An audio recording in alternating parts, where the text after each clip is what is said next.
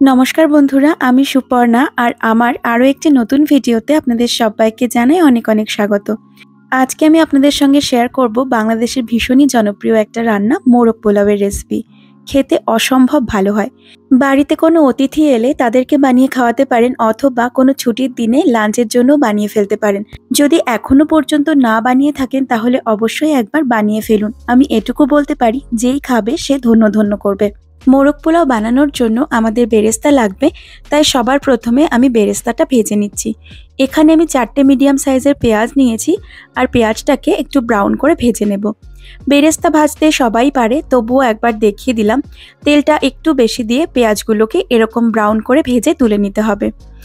এবার এখান থেকে কিছুটা বেরেস্তা আমি একটা মিক্সিং গ্রাইন্ডারে জারে নিয়ে নিলাম। এরই মধ্যে দিয়ে দেব টক দই। আমি এখানে 100 গ্রাম টক দই দিচ্ছি। টোটাল 200 গ্রাম টক দই ব্যবহার করব আমি এই মোরগ পোলাওটাতে। অর্ধেকটা এখানে দিয়ে দিলাম, বাকি অর্ধেকটা পরে ব্যবহার করব। এবার বেরেস্তা আর টক দইয়ের একটা স্মুথ পেস্ট বানিয়ে নিতে হবে। একটা মিক্সিং বোলের মধ্যে আমি বাকি অর্ধেকটা টক দই দিয়ে দিচ্ছি আর এই টক দইটাকে একটা হ্যান্ড উইস্কের সাহায্যে খুব ভালো করে ফেটিয়ে নেব। টক দই গরম তেলের ওপর পড়লে কিন্তু একটু দানা দানা বেঁধে যায়, তাই টক দইটাকে ভীষণ ভালোভাবে ফেটিয়ে নিতে হয়। ভালোভাবে ফেটিয়ে নিলে দানা বাঁধার চান্সটা থাকে না বললেই চলে। এবার এই টক দইয়ের মধ্যে আমি দিয়ে দেব 1 চা চামচ লবণ, 1 চা চামচ শুকনো লঙ্কার গুঁড়ো আর দিয়ে দেব 1 চা চামচ শাহি গরম মশলার গুঁড়ো। তবে শাহি গরম মশলা গুঁড়ো না থাকলে নর্মাল গরম মশলা গুঁড়োও আপনারা দিতে পারেন। সব কিছুকে ভালোভাবে মিশিয়ে নিয়ে এর মধ্যে দিয়ে দেব চিকেনের টুকরো।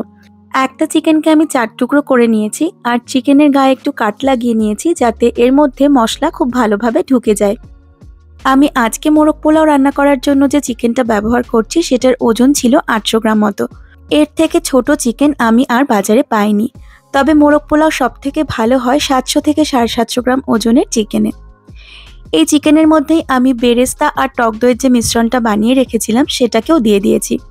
এবার হাতের সাহায্যে দইয়ের মিশ্রণটাকে চিকেনের গায়ে খুব ভালোভাবে লাগিয়ে নেব। এই চিকেনটাকে ম্যারিনেট করে রেখে দিতে হবে 1 ঘন্টার জন্য। তবে সময় যদি একেবারেই কম থাকে হাতে, 30 মিনিটের জন্য আপনারা রাখতে পারেন। দেখুন আমি এখানে ঢাকা দিয়ে দিলাম পাত্রটাকে আর 1 ঘন্টার জন্য এভাবেই রেখে দেব। এবার একটা কড়াইতে নিয়ে নিয়েছি 1/4 কাপ সর্ষের তেল আর তার মধ্যে দিয়ে দিচ্ছি 2 টেবিল চামচ ঘি। তবে চাইলে আপনারা সম্পূর্ণ রান্নাটা কিন্তু ঘিতেও করতে পারেন। ট্র্যাডিশনালি এই রেসিপিটা ঘিতেই বানানো হয়, তবে আমি একটু তেল ব্যবহার করলাম। তারপর এর মধ্যে দিয়ে দিলাম একটা তেজপাতা, 2 টুকরো দারচিনি, কয়েকটা লবঙ্গ আর 4-5টা ছোট এলাচ। ছোট এলাচের মুখগুলোকে কিন্তু একটু ফাটিয়ে নেবেন। এবার এর মধ্যে দিয়ে দিচ্ছি মেজারিং কাপের 1 কাপ কুচিয়ে নেওয়া পেঁয়াজ। পেঁয়াজটাকে নেড়েচেড়ে খুব ভালোভাবে ভেজে নিতে হবে। পেঁয়াজটাকে ততক্ষণ পর্যন্ত ভাজতে হবে যতক্ষণ না পর্যন্ত পেঁয়াজে রং ধরতে শুরু করছে। আমরা যেভাবে বেরেস্তা ভাজি প্রায় একই রকমভাবে পেঁয়াজটাকে ভেজে নিতে হবে। দেখুন পেঁয়াজটা এখানে হালকা রং ধরতে শুরু করেছে। এই রংটাকে আমরা আরেকটু ডার্ক হতে দেব। পেঁয়াজটাকে খুব ভালো করে ভেজে নিলে তবেই কিন্তু মোরগ পোলাওয়ের স্বাদটা ভালো আসবে। দেখুন পেঁয়াজটাতে আরও একটু রং ধরে গেছে। এবার এর মধ্যে দিয়ে দিচ্ছি 1 চা চামচ আদা বাটা আর 1 চা চামচ রসুন বাটা।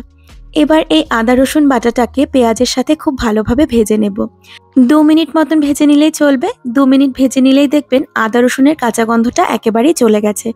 আর দেখুন আদা রসুনটা ভাজা হতে হতে পেঁয়াজের কালার কিন্তু আরও একটু ব্রাউন হয়ে গেছে। এবার আমি সামান্য একটু জল মিশিয়ে দিলাম, যাতে পেঁয়াজটা আরও বেশি না ভাজা হয়ে যায়, তাহলে কিন্তু তেতো লাগবে খেতে। এবার খুব ভালো করে মিশিয়ে নিয়ে এর মধ্যে দিয়ে দিচ্ছি আগে থেকে ম্যারিনেট করে রাখা চিকেনের টুকরোগুলোকে। মোরগ পোলাওতে এরকম বড় বড় চিকেনের টুকরোই ব্যবহার করা হয়, তবে আপনারা চাইলে রান্নার সুবিধার্থে একটু ছোট ছোট টুকরো করে নিতে পারেন। চিকেনটাকে দেওয়ার পর ওপর থেকে বাকি দইয়ের মিশ্রণটাও এর মধ্যে ঢেলে দেব। এবার এই চিকেনটাকে হাই ফ্লেমে রান্না করতে হবে 10 থেকে 15 মিনিট মতন।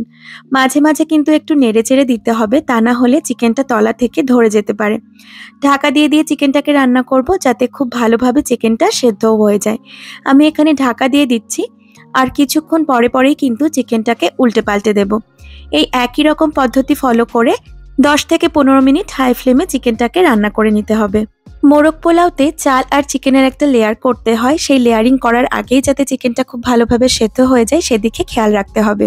দেখুন এখানে আমার চিকেনটাকে 15 মিনিটের জন্য হাই ফ্লেমে রান্না করে নেওয়া হয়ে গেছে।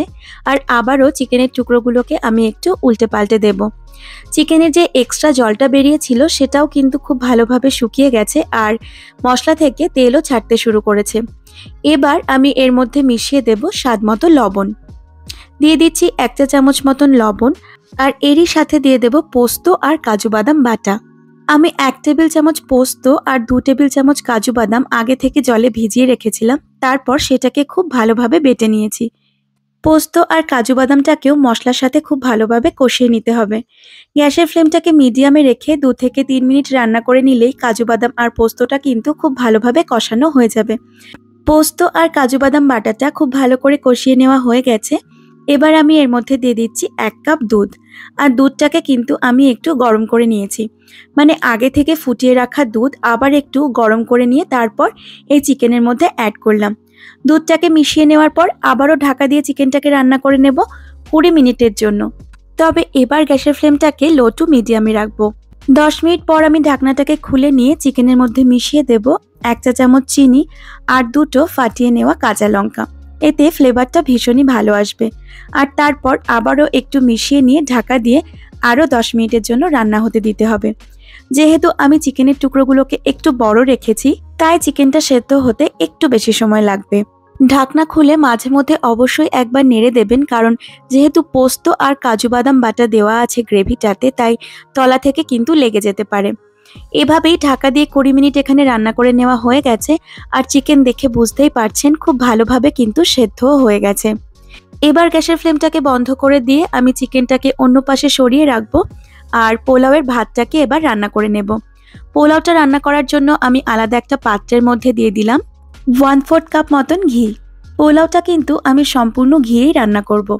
এবার এর মধ্যে দিয়ে দিচ্ছি 2টো তেজপাতা, 2 টুকরো দারচিনি, কয়েকটা ছোট এলাচ, 5টা মতন লবঙ্গ আর দিয়ে দেব 14-15টা মতন গোলমরিচ। এবার সবকিছুকে একটু ভালো করে নেড়ে নেব। মশলা থেকে খুব ভালো গন্ধ বেরোতে শুরু করলে এর মধ্যে দিয়ে দেব আগে থেকে খুব ভালোভাবে ধুয়ে জল ঝরিয়ে রাখা বাসমতি চাল। আজকে আমি ইন্ডিয়া গেট বাসমতি রাইস ব্যবহার করেছি।